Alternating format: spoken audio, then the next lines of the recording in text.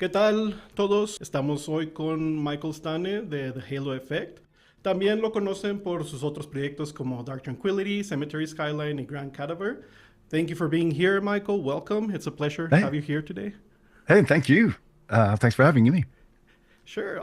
Talk to us a little bit about how the Halo Effect started. I know you've talked about it a lot. You have a documentary, but I know it started before, a little before the pandemic. Can you give us a little bit of that history? Yeah, yeah. Me and Niklas and Jesper and Daniel and Peter go way back, of course. We've been friends forever. So, um, every once in a while you go like, it would be fun to do something together because we just haven't. Um, and then what was it? Like me and Niklas, we were hanging out. We were sitting on a train back from Stockholm, drinking a little bit, and we talked about how cool it would be to do something. And I could tell he was serious because he was kind of like already had like an idea, or at least he knew what he wanted with it. So I was like, all right, cool, maybe, and at the time I was just finishing up the writing for the last Dark Tranquillity album, Moment. So I was kind of like in writing mode. I just finished it, and I felt really good about kind of writing and recording and kind of trying new things out. So I said, fine, let's do it. Send me some songs, and I'll try it out. Sitting Perfect. very much like this, with my microphone, and just start writing something, recording something super fast, just to see if things worked. And so I was kind of excited about doing that. No, that's great. And Niklas just sent me some songs that I've been working on, and I said, yeah, this is cool. Recorded some stuff, and then he said like, yeah, I'm actually been talking to Peter as well, and maybe we can get Daniel and Jesper. And it's like, what? Really? Like that it sounds like a dream to do, like something that I would be very much into. And so yeah, that's how it started. And then it was just a matter of like getting everybody in the studio. This was during the pandemic, so it was both super easy and a bit challenging. It was Yeah. great to have all that time together, and since nothing else was going on, you couldn't go out. You couldn't kind of hang out in normal places, so the studio became our kind of haven where we met and just recorded and tried things out until we were satisfied. And, Nice. yeah, and we didn't really know what it was going to be, if anyone would care, or if this was going to be something serious. It was just a thing to kind of, I don't know, get a feel for it and see what we could come up with together. Um, and for me, it was kind of like a challenge to work with other people, even though it's people I know, but we never really properly worked together. Me and Jesper, sure, but that was 93, Yeah. 94, A while back. Uh, yeah, yeah. So it was just like an interesting idea, like see what we can come up with. So that's how it started. Perfect. And how does it feel? Working with with old friends, close friends, and also how is it that this band didn't happen before? It could have happened like mid 90s, like if things had been different. So Yeah. no, I mean everybody's been busy. Peter and Daniel we've been in Flames for forever, and Jesper, of course, and Niklas as well, and he had all these other projects always going on. So yeah, and for me, it's always been Dr. Tranquillity ever, Yeah. all the time for 30 plus years, 35 years. And so I never really considered or thought about doing something else. I've been asked many times to kind of join projects or do something else to see what we can come up with. But I never really felt I had the time, and I didn't really feel like I wanted to, because I've always felt that like whatever I want to express, I can do with Dark Tranquillity. There's no reason for me to kind of do a side project or do anything like that. So this was more kind of like, yeah, I'll take the experience, and see what we can make of it. Um, Awesome. that really intrigued me. Great. And your new album is coming out, right? Releasing in January 10th via Yeah, Nuclear Blast Records. yeah, And yes. how was the process for this album different than the previous one? Well, the first one was basically us trying things out, like see. what works, what doesn't work. The way that Nicholas writes and Jesper as well is very instinctual. So just go at it, see if it feels good, and then move on. Kind of everything is very fast and it's awesome. So we ended up writing way more songs back then than we needed, and we recorded like a album and a half worth of material. And so we figured like this is cool. We release 10 album songs now, and then we could release 5 or 7 other songs immediately after because we already recorded them and we were very proud of them. So we said like, okay, we have more than half of album 2 already done. Sweet, good deal. You know. So when we started the writing for the second album, we figured like, okay, we just write 5 or 7 songs or stuff like that, and it's cool. And that took a lot of pressure off. It was kind of like, yeah, that's going to be easy. Everybody started to be busy, and I'm on tour all the time, so it was kind of like, yeah, that's cool. And then we recorded those, and we added the songs that we had recorded previously for the first album, and it was cool. It felt good, it sounded great, but it was kind of like, feels weird to release an album with kind of semi-old songs. It's not as Yeah. interesting. It's frustrating enough to have to wait, from the recording to the release of an album. Um, and here we had like 2-year-old songs already, and we were like, nah. So Nicholas, being very impatient as or very very creative as he is, he was like, oh, I have some more songs in me. So he started writing more songs, and then we recorded again. So we recorded. So basically, the whole album is all brand new stuff, but it took some time. It was a process of like a year or something like that, and and it was just fun because it was so. The first album was easy because there was no expectations, right? Like nobody knew what it was. We didn't even know what was going on. We just had a good time, you know. And we used kind of like our collective experiences and backgrounds, of course, to come up with something, kind of fast and on the spot.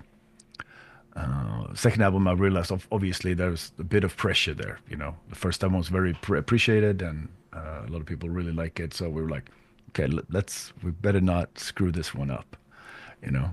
So we took it a bit more seriously, but at the same time, I think since the first album we felt really good about, and so going into this one, there was more confidence, and we knew what we wanted.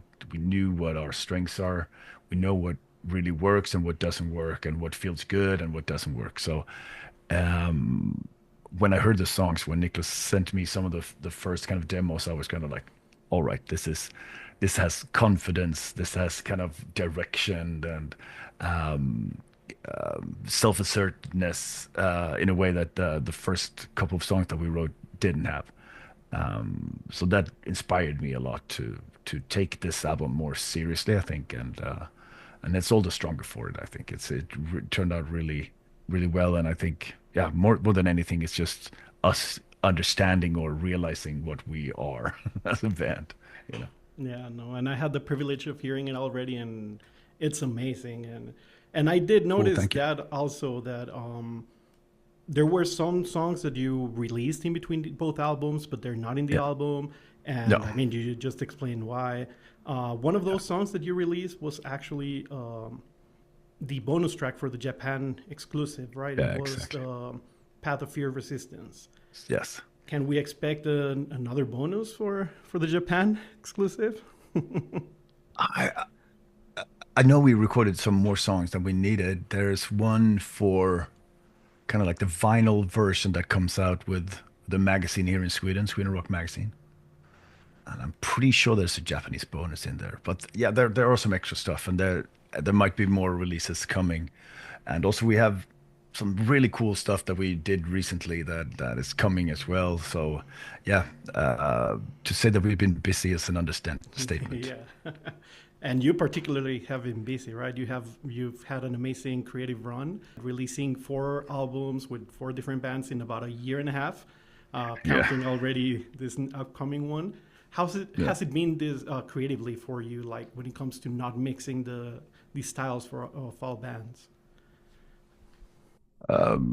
it it it's been really cool actually. Like starting with like the Halo effect and Cemetery Skyline started pretty much at the same time. And again, like I talked about, like I was kind of like in a good creative mood when we finished the moment, and I was kind of like, all right, I'm in. I'm just sitting here anyway. Might as well write, you know. So it became fun, and also like writing for DT means you have to kind of take into account all the 30 plus years that came before, Yeah. the 13 albums that came before, the 12 album at the time, or whatever it was. And you have to come up with something new that is fresh and interesting and challenging, right? That you can be proud of. That's the hard part and it takes forever. Whereas you started with something new that has no expectation, you can do anything. And it's so much easier. And it's kind of relief, you know. I think obviously the reward of coming up with something with Tranquillity that works, that we feel proud of is enormous, you know. There's nothing like it. But also kind of like this freedom of not having any expectations. You can just focus on the material, make sure that you do your best, like to not screw up the songs, basically. Was cool, and also kind of exploring subjects and ideas and concepts that wouldn't fit with Dark Tranquility, or I never kind of considered, or doesn't, yeah, wouldn't work really. And that was a challenge and something that I really embraced as well. You know, with Cemetery Skyline, it's all about kind of emotional uh, things and heartache and the loneliness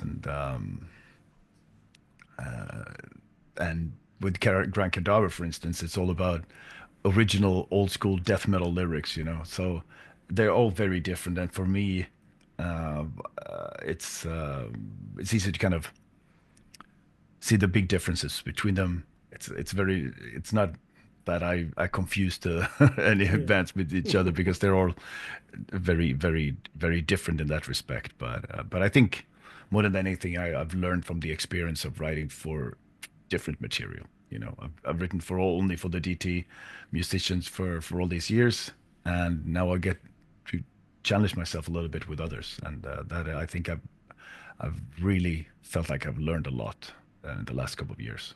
Yeah. And I mean, you, as you mentioned, right, you focused on Dark Tranquility for about 30 years, and Yeah. now you have four different bands, all of them doing great things all over the place. I can imagine it's been quite a change in your life recently.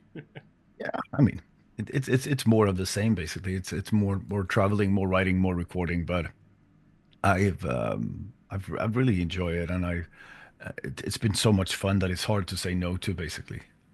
Yeah. And yeah, it's hard to kind of manage the schedules, you know, and Yeah. flights and shows and stuff, and a lot of Oh, people are trying to, you know, pulling at you in all the different directions, but we are working with really great people who know kind of the challenges and also the opportunities, so they know how to kind of make sure that it's not too much, but it's also enough, and you know, yeah. that kind of thing. So yeah, but That's it's going to great. be a very busy 2025 for sure. Yeah, and I know you have a Europe tour coming up, some summer Yeah, festivals. Do you have any yeah, plans on North America, Mexico, Latin America?